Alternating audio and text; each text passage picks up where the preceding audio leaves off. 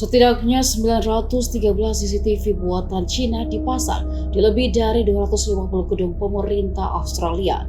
Ratusan CCTV inilah yang kemudian akan dicopot pemerintah Australia, menyusul Amerika dan Inggris sudah mencabut pemasangan CCTV buatan Cina tersebut. Alasan Amerika Serikat dan Inggris menghentikan pemasangan terkait kekhawatiran perusahaan Cina dipaksa memberikan rekaman informasi tertentu dan rahasia dari CCTV oleh Dinas Keamanan Negeri Tirai Bambu itu. Menteri Pertahanan Australia Richard Marles menjelaskan langkah ini menjadi perhatian dan penting dilakukan untuk memastikan fasilitas seluruhnya aman.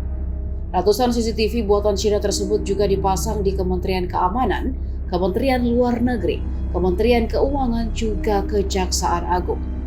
Sebelumnya, pernyataan dari politikus oposisi James Paterson menduga gedung pemerintahan Australia sudah dipenuhi spyware alias mata-mata.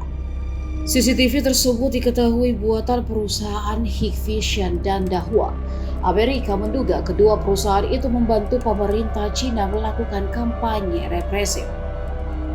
Pada November lalu, Amerika Serikat bahkan menyatakan CCTV dari dua perusahaan itu berpotensi membahayakan keamanan nasional.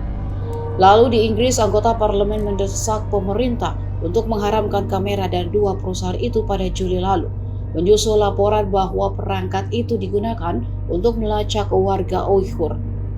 Aksi itu kemudian mendapat respon dari China.